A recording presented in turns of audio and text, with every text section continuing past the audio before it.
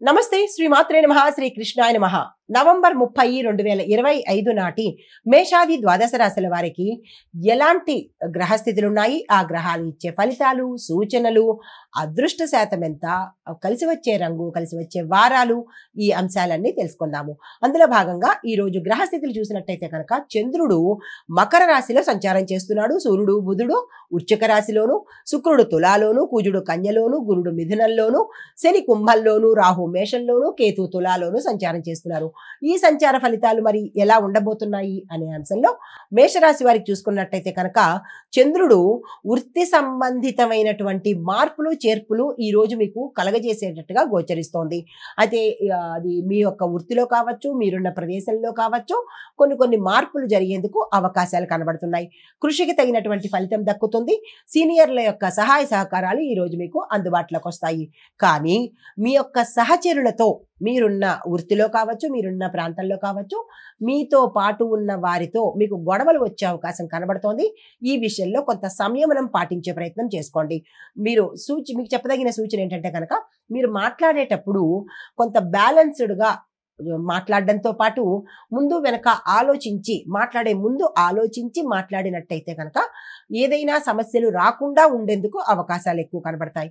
అయితే పరిహారంగా మీరు ఏం చేయాలంటే కనుక హనుమంతుడికి చింతపండుతో తయారు చేసినటువంటి ప్రసాదాన్ని, అది పులిహార కావచ్చు లేదా చింతపండుతో చేసినటువంటి ఏ పదార్థాన్నైనా స్వామివారికి నివేదన చేసినట్టయితే, అది మీ ఇల్లు కావచ్చు లేదా అంటే దేవాలయం కావచ్చు, కొంత మంచి జరిగే అవకాశం కనబడుతోంది.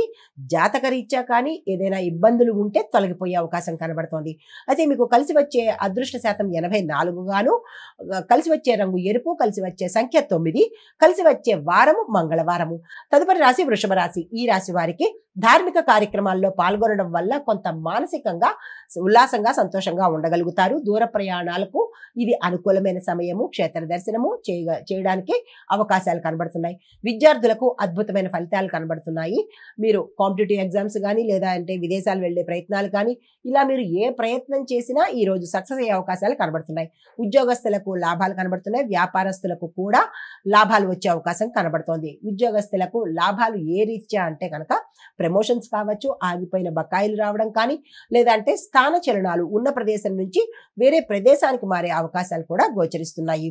అయితే మీకు చెప్పదగిన సూచన ఏంటంటే కనుక ఈ రోజు సత్యము, ధర్మము ఈ రెండు మీరు పాటించే ప్రయత్నం చేసుకోవాలి. పరిహారంగా దుర్గా అమ్మవారిని పూజించడంతో పాటు నారింజ రంగు పుష్పాలను అమ్మవారికి సమర్పించే ప్రయత్నం చేసుకోండి. అదృష్ట శాతం 90% గాను, కలిసి వచ్చే రంగు పసుపు రంగు, కలిసి వచ్చే సంఖ్య 6, కలిసి వచ్చే వారము శుక్రవారము. తదుపరి రాశి మిథున రాశి. ఈ రాశి వారికి కొత్త ఒప్పందాలు కుదిరేందుకు అవకాశాలు కనబడుతున్నాయి. వృత్తి, వ్యాపార, వాణిజ్య రంగాలలో కొత్త మార్గాలు మీకు కనిపిస్తాయి. ఆ మార్గాలను అందుకునే ప్రయత్నం చేసుకోండి.